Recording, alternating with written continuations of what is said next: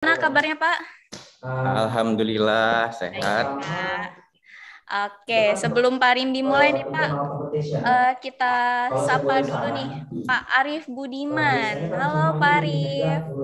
Halo, selamat pagi KMC, selamat pagi Halo, teman-teman semua, selamat pagi, Pak. selamat semangat pagi Gimana, Pak Pak? Yusra, salam kenal. Sehat, Pak?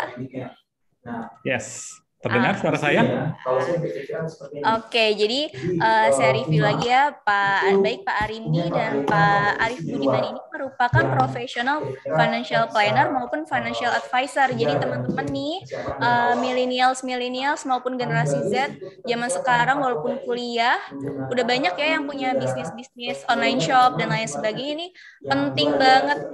Mungkin salah satu materi yang mungkin tidak diajarkan di universitas. Nah, ini kita berikan melalui webinar Bistalk kali ini untuk mengelola investasi atau mengelola keuangan kita sih gimana biar selanjutnya ketika tua, ketika sudah umurnya pensiun itu tidak bingung lagi nyari uang pensiun kemana gitu ya. Oke deh, saya persilahkan terlebih dahulu untuk Pak Arindi ya untuk memberikan materinya, Pak. Bisa di-share screen mungkin? Halo, apakah share screen saya udah bisa dilihat, Ibu? Oke, sudah. Oke. Silakan, Baik. Pak. Mohon izin Ibu Larasati Ahluwalia MSc sebagai moderator kali ini atau juga sebagai senior saya di dosen UTI, Universitas Teknokrat Indonesia, dan tidak lupa terima kasih Pak Yusra Fernando Mkom yang sudah membuka acara ini sebagai wadek atau wakil dekan 3 bidang kemahasiswaan di FEB Universitas Teknokrat Indonesia. Mohon izin untuk saya sharing-sharing lah di sini ya. Ya nggak bermaksud mengajari atau mengomentari gitu. Di sini kita sharing-sharing aja lah. Di sini saya juga tidak lupa ada coach saya di CFP. Ini adalah dosen saya yang ngajarin saya sampai dapat sertifikasi CFP itu, teman-teman. Selamat siang juga teman-teman, rekan-rekan atau mahasiswa Universitas Teknokrat Indonesia. Salam kenal, ini menjadi suatu momen atau suatu kehormatan lah bagi saya dan sekaligus event ini untuk memperkenalkan diri saya sebagai dosen baru di Universitas Teknokrat Indonesia. Nama saya Arimbi Priyadipa, bisa panggil Pak Ari aja kalau nanti Pak Arimbi kepanjangan, dan kalau nyebrang ke Pulau Jawa bisa jadi ada nama-nama saya di sana, teman-teman. Tadi udah banyak dijelaskan untuk ini saya, CV saya oleh Bu Larasati. Terima kasih banyak Bu Larasati. Kita langsung saja di sini sebelum kita mulai atau sharing-sharing kita hari ini, disclaimer dulu ya teman-teman bahwa pada kali ini, kesempatan kali ini kita bermaksud sharing-sharing ilmu aja, sharing-sharing apa yang pengalaman yang saya dapatkan bagi teman-teman juga. Lalu investasi, sesuai judul kita kali ini, judulnya adalah kenali investasi untuk generasi milenial. Nah, perlu kita garis bawahi, investasi itu sangat luas teman-teman. Ada di situ, ada properti, ada sektor keuangan, ada pendidikan. Nah, pendidikan ini ya ini paling penting bagi saya teman-teman. Di mana teman-teman sendiri yang udah masuk di bangku perkuliahan itu adalah investasi yang paling penting malah bagi teman-teman. Investasi yang nggak bakal rugi, teman-teman udah berinvestasi sekarang ini untuk pendidikan itu sendiri teman-teman. Nah, kali ini kita akan mengerucutkan investasi itu yang kita bahas di sektor keuangan ya, sesuai dengan ilmu kita di FEB atau di konsentrasi saya, yaitu di keuangan. Nah, apa aja sih instrumen keuangan itu? Lalu saya di sini akan memberikan contoh-contoh langsung ya teman, contoh-contoh platform, produk, dan contoh-contoh yang teman-teman ya mungkin biasa lihat di Instagram, di YouTube, dimanapun sosial media itu. Dan itu saya tidak menyarankan untuk beli nih teman-teman. Saya hanya sebagai contoh aja di sini ya disclaimer-nya. Tidak merekomendasikan yang mana saya tampilkan nanti enggak melulu saya enggak, atau bukan bukan apa ya? Bukan rekomendasi beli suatu produk tersebut, itu hanya pilihan saja. Dan kebetulan contoh yang saya screenshot atau contoh yang saya ambil tuh ialah itu. Nah, begitu teman-teman ya. Oke. Kita lanjut lagi di slide selanjutnya. Nah, untuk masalah saham, ini di 2020, teman-teman familiar nggak sih bahwa di 2020 itu banyak banget di Instagram, di mana-mana itu ayo investasi saham, banyak banget influencer sana yang menawarkan suatu instrumen, dan saham ini menurut saya di 2020 itu sangat pesat sekali perkembangannya. Itu terbukti dari data yang teman-teman lihat nih, yaitu di jumlah single investor identification yang naik begitu besar, teman-teman. Jadi di 2020 itu saat pandemi itu efeknya luar biasa banget, teman-teman. Tumbuhnya itu sekitar 56% atau 4 kali lipat dibanding 4 tahun yang lalu. Jadi 2020 itu mengalahkan 4 kali lipat di 4 tahun sebelumnya begitu, teman-teman. Nah, itu efek dari ya yang kuliah jadi di rumah, jadi rebahan, mageran. Nah, itu efeknya gede banget rupanya bagi pertumbuhan pasar modal kita, teman-teman. Jadi bisa dibilang tuh 3 dari 5 teman kita itu di usia 18 sampai 30 tahun itu buka rekening saham pada di 2020. Itu faktanya, teman-teman ya. Itu bisa dilihat di press release-nya KSEI. KSEI itu adalah bagian dari Bursa Efek Indonesia yang mencatat pembelian teman-teman atas suatu saham tersebut. Nanti kita akan bahas lagi. Oke. Nah, tapi sebenarnya baik banget untuk pertumbuhan pasar modal itu di 2020 gitu. Nah, faktanya ini mungkin yang nggak asing lah bagi teman-teman ya, atau mungkin ada yang pernah kena skema seperti ini, teman-teman. Jadi di 2020 itu sebelum tahun ini saat kenaikan tinggi itu rupanya tidak diikuti dengan peningkatan literasi. Jadi teman-teman yang sebelumnya tidak terpapar atau tidak terdidik dalam dunia keuangan ini, tahu-tahu masuk, ada orang suruh beli, ini beli. Lalu pas harganya jatuh rugi. Nah, itulah skema yang banyak terjadi di milenial ini. Makanya tadi di awal saya disclaimer, generasi ini 18 sampai 30 ya termasuk saya ya. Ini sangat mudah sekali ikut-ikutan begitu, tanpa belajar terlebih dahulu, tanpa pelan-pelan langsung beli aja lagi. Nah, itu yang menjadi masalah di dunia pasar modal itu. Nah, makanya acara-acara seperti ini saya bersama Pak Arif Budiman itu bukan untuk mengajak teman-teman beli atau untuk berinvestasi, ayo buruan-buruan. Nah, sebenarnya inti dari kegiatan seperti ini adalah lebih untuk mengedukasi saja, teman-teman. Mengedukasi dulu sebelum masuk begitu. Nah, oke. Nah, ini dibuktikan bahwa banyak sekali info-info di Twitter yang trending, lalu di berita juga ada. Nah, ada juga yang viral kemarin, dia meminjam uang sebesar 170 juta dari pinjol. Minjam uang di pinjol, lalu untuk berinvestasi. Nah, pada dunia pasar modal itu, investasi itu tentunya tidak hanya melulu tentang return atau keuntungan ya, teman-teman. Kita juga harus melihat suatu resiko. Setiap investasi itu ada resikonya, teman-teman.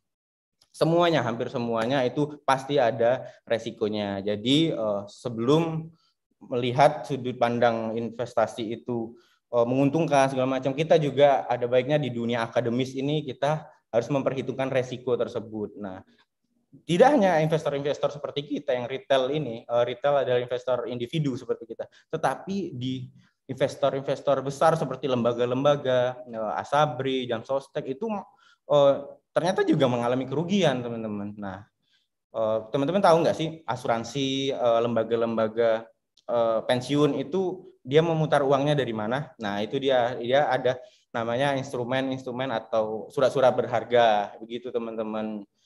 Nah, mereka pasti dikelola oleh manajer investasi yang mungkin top ada bergelar CFA, ada bergelar apa. Nah, tapi tetap aja tanpa good corporate governance, tanpa manajemen yang baik, tanpa manajemen yang bijak, tetap aja mengalami kerugian. Nah, itu dia yang perlu teman-teman ketahui sebelum langsung masuk nih, karena banyak sekali teman-teman saya, teman-teman keluarga segala macam itu langsung setiap menanyakan itu, ayo beli, kapan beli ini, beli saham apa nih bagusnya. Nah, itu yang saya sangat prihatin ya teman-teman di dunia investasi pasar modal ini. Begitu. Ini ada baiknya kita berkaca pada seorang Warren Buffett. Warren Buffett ini adalah seorang bapak investasi atau bapak saham paling terkenal di dunia. Mungkin teman-teman nanti banyak yang udah tahu lah ya. Coba di kolom komentar siapa yang udah tahu, udah pernah baca-baca yang di dunia persahaman ini. Ada banyak sekali quote dari dia yang saya pegang, teman-teman yang udah senior pegang. Tapi untuk kali ini kita satu aja quote yang menurut saya penting banget bagi teman-teman ikutin, teman-teman pelajarin. Yang pertama itu adalah invest in what you know and nothing more. Nah, jadi teman-teman tuh sebelum membeli suatu instrumen investasi, ada baiknya mengetahui dulu, mengetahui apa sih itu saham, apakah itu obligasi, nanti kita belajar apakah itu reksadana. Nah, itu penting teman-teman tahu. Nah, di dunia pasar modal tidak melulu adalah saham. Ada beberapa aset-aset instrumen yang mungkin teman-teman tahu tapi belum pernah beli, atau memang nggak pernah tahu, tahunya cuma saham aja. Ada beberapa instrumen yang diperjualbelikan di pasar modal teman-teman. Nah, ada pertama saham, lalu obligasi, reksadana, ETF. Nah, ini yang akan kita breakdown satu-satu di pertemuan kali ini. Nah, mungkin tidak semua kita satu-satu jelaskan gitu, kita tingkat aja di diskusi, nanti kita bisa perjelas ya teman-teman. Nah, saham itu apa sih sebenarnya? Nah, saham itu secara simpel, secara mudah dimengertinya adalah suatu surat yang menandakan kita memiliki suatu aset tertentu. Nah, asetnya itu apa teman-teman? Asetnya adalah suatu perusahaan nih teman-teman. Jadi teman-teman dengan membeli saham itu teman-teman punya perusahaannya. Jadi misalnya teman-teman mandi pakai apa sih? Pakai misalnya Pepsodent ya. Sebut nama nggak apa-apa lah ya teman-teman. So, kayak misalnya makan pakai apa ya? Pakai Indomie misalnya yang anak kos. Nah, itu semua bisa teman-teman beli perusahaannya di Bursa Efek begitu teman-teman. Nah, jadi teman-teman juga bisa mengklaim, aku punya perusahaan ini. Nah, kenapa kamu makan ini? Kenapa kamu konsumsi ini? Karena saya punya perusahaannya gitu. Apa buktinya? Ini saya punya sahamnya di Bursa Efek Indonesia. Nah, itu teman-teman. Menarik banget kan ya? Dengan teman-teman membeli saham ini, teman-teman akan mendapat dua keuntungan, teman-teman. Pertama, dari kenaikan harga saham.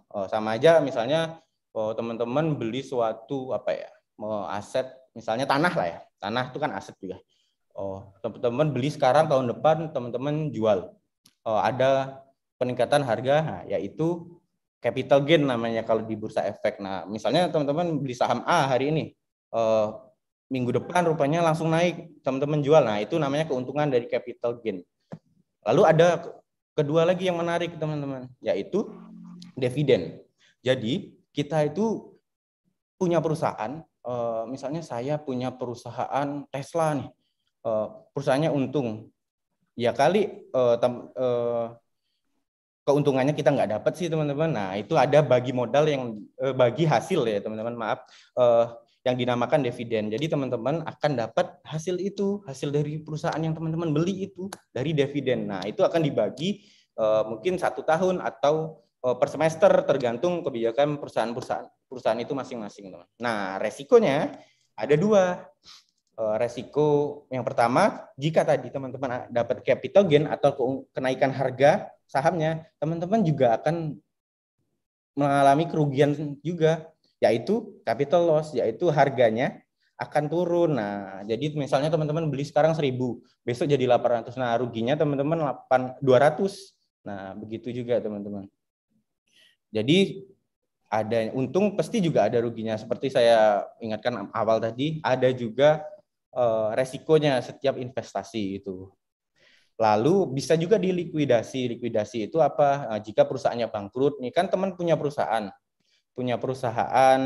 apalah misalnya perusahaan startup, teman-teman pemiliknya. Kalau bangkrut ya udah kan modal yang teman-teman masukkan itu jika untuk membayar utang segala macam habis minus, ya udah modal yang teman-teman tanamkan awal itu juga akan hilang juga benar-benar. Nah, gimana sih cara membuka atau membeli saham itu? Pertama-tama teman-teman harus punya rekening ya, rekening dana investasi yang teman-teman bisa buka di websitenya idx.co.id. Ini ada banyak sekali perusahaan sekuritas. Perusahaan sekuritas ini apa sih? Perusahaan sekuritas ini adalah perusahaan perantara kita untuk membeli suatu aset itu pialang. Namanya adalah perusahaan broker gitu kita sebut di dunia keuangan. Lalu ada banyak banget, ini contoh-contohnya ada Dana Reksa, BCA, BNI. Saya sarankan teman-teman untuk yang baru mulai ini mungkin buka salah satunya atau langsung buka 2, 3, sesuaikan juga dengan rekening pribadi teman-teman di bank mana gitu. Lalu sesuaikan dengan tujuan nih. Setiap sekuritas memiliki fee yang berbeda-beda begitu teman-teman. Fee itu apa ya? Adminnya lah, biaya kita untuk memakai jasa dia untuk membeli suatu aset ini. Cara mudahnya gimana? Cara mudah teman-teman buka App Store atau Play Store. Ada beberapa platform seperti ini, platform atau aplikasi dari beberapa sekuritas seperti Philip, BNI Sekuritas, Sinarmas, banyak banget masih host dari Mirai. Nah, itu teman-teman download aja, itu sangat gampang nanti. Yang penting teman-teman punya KTP, teman-teman punya rekening bank, nah bisa ikutin aja panduannya. Dengan catatan ini perusahaan-perusahaan yang terdaftar ya teman-teman. Nah, selanjutnya kita cepat aja, ngebut aja, ada obligasi. Apa sih obligasi? Nah, kalau tadi kita teman-teman itu punya perusahaan, nah perusahaan menawarkan investasi atau instrumen lain nih teman-teman, yaitu surat utang. Surat utang itu kita sebut di dunia keuangan yaitu obligasi. Nah, obligasi ini bisa kita beli, jadi perusahaan akan berutang pada kita dengan mengeluarkan surat itu. Kita beli surat itu, seperti contoh yang paling baru kemarin ada yaitu perusahaan dan negara ya teman-teman. Negara juga mengeluarkan surat utang ini. Kebanyakan juga dominasi hutang negara juga kemarin dikonfirmasi dari Kementerian Keuangan itu banyak dari surat-surat begini teman-teman. Jadi enggak melulu perusahaan negara berhutang dengan negara lain gitu ya. Negara juga bisa berhutang dengan masyarakatnya gitu, dengan rakyatnya gitu, dengan mengeluarkan sukuk atau mengeluarkan obligasi negara yang retail. Ada juga yang syariah seperti ini teman-teman. Nah, untungnya apa sih? Kalau obligasi itu keuntungannya adalah kupon dan capital gain. Nah, kupon itu apa sih? Konsepnya sama seperti bunga ya teman-teman.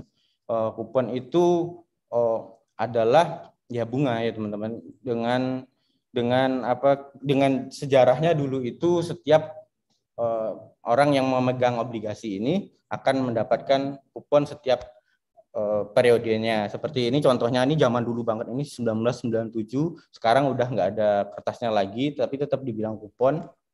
Sekarang serba elektronik semua ya teman-teman. Nah, lalu gimana sih cara membeli obligasi? Nah, jika teman-teman tadi udah daftar di sekuritas sebelumnya yang untuk membeli saham itu, nah teman-teman akan ditawari oleh sekuritasnya yang menjual atau mendapat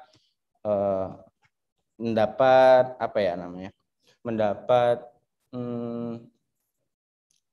apa ya? Untuk menjual suatu obligasi ini ya teman-teman. Seperti contohnya, nah, ini saya mendapatkan informasi atau promosi dari BNI Sekuritas ya teman-teman. Di situ ada berapa ininya, bunganya, ada berapa tenor waktunya, misalnya utangnya 3 tahun nih, nanti selama sampai 3 tahun itu uang kita akan dikembalikan dan tiap tahunnya kita dapat kupon. Begitu konsepnya teman-teman. Nah, untuk membelinya gimana? Ini udah detail banget sih menurut saya untuk cara membelinya. Yang penting teman-teman punya SID tadi ya teman, single identification tadi untuk investor. Lanjut. Setelah itu reksadana. Jadi selain pertama tadi saham ya teman-teman, saham, kedua surat utang atau obligasi, ada juga reksadana. Ini teman-teman, apa sih reksadana? Nah, konsepnya secara gampang nih teman-teman, secara gampang jika teman-teman mau makan sayur nih, tapi nggak mau makan sayur satu aja, misalnya bayam, kangkung, segala macam. Nah, teman-teman kan ada opsi lain yaitu misalnya gado-gado nih ya.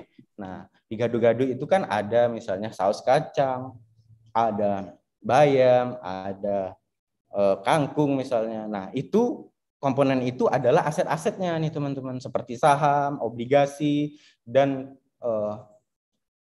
lain-lain itu bisa teman-teman beli di reksadana. Jadi teman-teman beli per unit ya. Per unit ini investasi kita dikelola oleh namanya manajer investasi. Nah, jadi teman-teman yang baru masuk di dunia persahaman atau di dunia pasar modal, saya sedikit sarankan ini mulailah dengan reksadana dulu.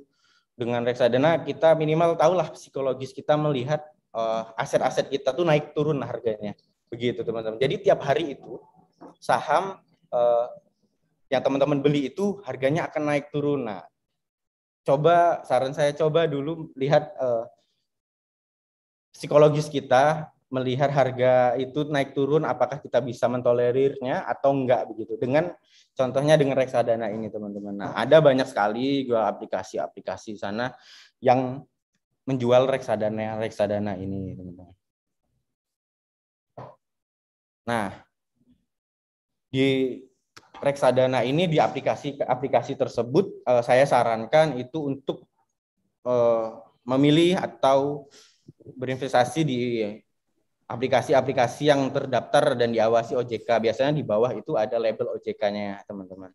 Nah, ini yang saya jelaskan di reksadana itu ada pertama pasar uang. Pasar uang itu apa? Pasar uang itu nggak bisa semuanya bisa ngakses ya, teman-teman. Jadi ada surat-surat utang bank yang dijual belikan itu jangka pendek, teman-teman.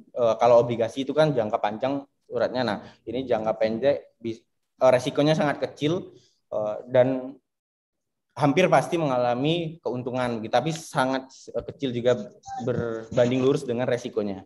Lalu ada obligasi yang saya jelaskan juga tadi teman-teman. Nah, ada juga saham. Nah, beberapa platform aplikasi itu sudah memprofiling kita menurut kuesioner yang dia berikan, kita tuh masuk di mana harusnya portofolio kita, berapa persen di saham, berapa persen di obligasi, dan berapa persen di pasar uang. Nah, beberapa aplikasi sudah menerapkan hal tersebut yang bisa kita pilih. Nah, untuk manajer investasi, ini contoh-contohnya teman-teman yang saya sebutkan tadi. Jadi teman-teman bisa beli reksadana misalnya di BNI, di Manula, di BNP. Nah, itu manajer investasinya teman-teman, bukan kita beli manajer investasinya, bukan kita beli aset yang dikelola mereka begitu. Dia akan jualnya per unit teman-teman. Per unit itu bisa campuran nih, bisa ada sahamnya, ada obligasi, ada pasar uangnya. Nah, untuk ETF ini mungkin agak jarang ya teman-teman. Nah, kalau reksadana itu tadi cenderung reksadanya cenderung ke saham atau kalau reksadana cenderung ke beberapa portofolio. Kalau ETF ini adalah menjual saham yang sudah dipaketin nih teman-teman. Misalnya underlying-nya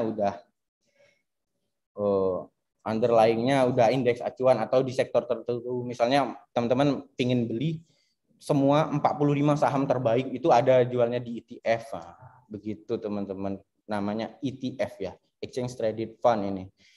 Sangat jarang sih, tapi ada yang memperjualbelikan. Nah, ada lagi aset-aset lain yang jelimet banget teman-teman ya, yang untuk pemula seperti kita mungkin tidak saya sarankan karena tadi ada keuntungannya tinggi dan resikonya juga pasti tinggi seperti derivatif ini teman-teman. Keuntungannya mungkin bisa beratus kali lipat, beratus %, tapi untuk resikonya juga sangat tinggi teman-teman. Nah, beberapa platform juga bisa menjual aplikasi itu, menjual ketiganya ini. Ada stok yaitu saham, ETF yang saya jelasin tadi, lalu ada fund yaitu ini reksadana. Nah, jadi nggak ada alasan lagi nih teman-teman sekarang susah banget di instrumen keuangan ini, beberapa aplikasi sudah menawarkan itu semua, jadi teman-teman tinggal pilih aja begitu. Nah, ini yang saya sebutin tadi, ada risk, ada return, ada keuntungan, pasti ada resikonya. Jadi ke kanan itu ada resikonya ya teman-teman. Jadi semakin tinggi keuntungannya, yaitu return di atas itu adalah return, semakin tinggi juga resikonya seperti saham. Nah, saham untuk pemula memang resikonya sangat cukup tinggi. Lalu derivatif yang paling tinggi, tabungan resikonya kecil, tetapi keuntungannya juga kecil kan teman-teman. Kalau nabung di bank itu paling berapa bunganya 3% gitu, deposito juga paling gede mungkin 5% begitu. Tapi resikonya juga kecil begitu teman-teman.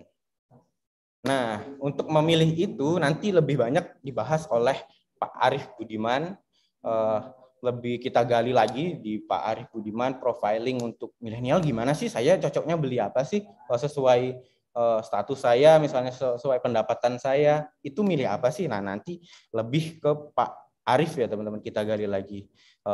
Seberapa besar kita bisa menerima resiko dan aset mana yang bisa kita ambil resikonya, apa kita berani seberapa besar untuk mengambil investasi tersebut. Saran saya untuk di dunia pasar modal bagi yang pemula, bagi yang ingin berinvestasi itu, pertama ya tentukan tujuan investasi Anda. Apakah cuma ingin belajar dulu, beli aja dulu, beli jual, atau untuk nanti kuliah S2, atau untuk kuliah S3, atau untuk menikah. Nah, itu semua tujuan paling penting ya. Tujuan ini akan berkaitan dengan seberapa lama kita berinvestasi dan tempat kita berinvestasi, teman-teman. Nah, nanti kembali lagi ke Pak Arief Budiman, dosen saya, nanti pasti sangat bermanfaat sekali dari Pak Arief, kita gali sebanyak mungkin ya. Lalu kenali profil resiko. Nah, yang paling penting pergunakan dana lebih. Ini yang paling saya wanti-wanti bagi milenial, itu banyak sekali belum apa-apa udah jual motor, jual mobil, yang dijual mobil orang tuanya. Nah, itu yang berbahaya bagi teman-teman yang ingin berinvestasi itu. Lalu don't put your egg to one basket. Nah, jadi jangan satu aja nih teman-teman berinvestasi. Oke lah teman-teman ngambil satu yang beresiko, tapi jangan lupa berinvestasi juga yang aman-aman begitu. Jadi portofolio, diversifikasikan uangmu ke berbagai aset, apalagi yang lagi belajar. Kita bandingkan selama 6 bulan atau setahun ke depan nih, nanti bisa teman-teman lakukan. Nah, investasi juga harus memiliki izin ya teman-teman. Di dunia khususnya di dunia keuangan ini sangat ketat pengawasannya oleh OJK. Jangan lupa selalu cek ke legalitasnya. Lalu waspada juga yang investasi yang berbujuk rayu, pasti untungnya berkali-kali lipat, nggak bakal rugi. Itu semua bohong kalau menurut saya. Jangan diikuti ya teman-teman kalau yang seperti itu. Semua investasi pasti ada resikonya, baik itu kecil ataupun besar. Maupun kita berinvestasi pada negara aja, negara juga bisa bangkrut kan, tapi itu sangat kecil resikonya. Itu bisa kita sebut juga resiko. Oke, dari saya mungkin sekian. Nanti kita balik lagi di sesi diskusi, mungkin saya kembalikan ke Ibu moderator, Ibu Larasati. Terima kasih. Jika ada kesalahan, salah ucap, apa yang tidak berkenan, saya mohon maaf. Assalamualaikum warahmatullahi wabarakatuh. Saya kembalikan kepada Bu Larasati. Terima kasih Pak Rimbi. Waalaikumsalam warahmatullahi wabarakatuh. Wah, ini kalau Pak Rimbi ini bahasnya lebih ke investasi yang keuangan ya. Tadi Pak Rimbi bicara tentang saham, obligasi, reksadana, tapi teman-teman yang mungkin mahasiswa baru gitu ya, atau awam banget nih sama investasi keuangan, satu taunya emas Pak, satu taunya properti sawah gitu. Nggak apa-apa, jangan bingung, jangan pusing. Ini adalah pembelajaran buat kita. Oh ternyata selain emas, selain sawah gitu ya, ada loh jenis investasi namanya reksadana tadi ya, ada saham, ada obligasi. Nanti yang lain-lain ini Pak Arif Budiman akan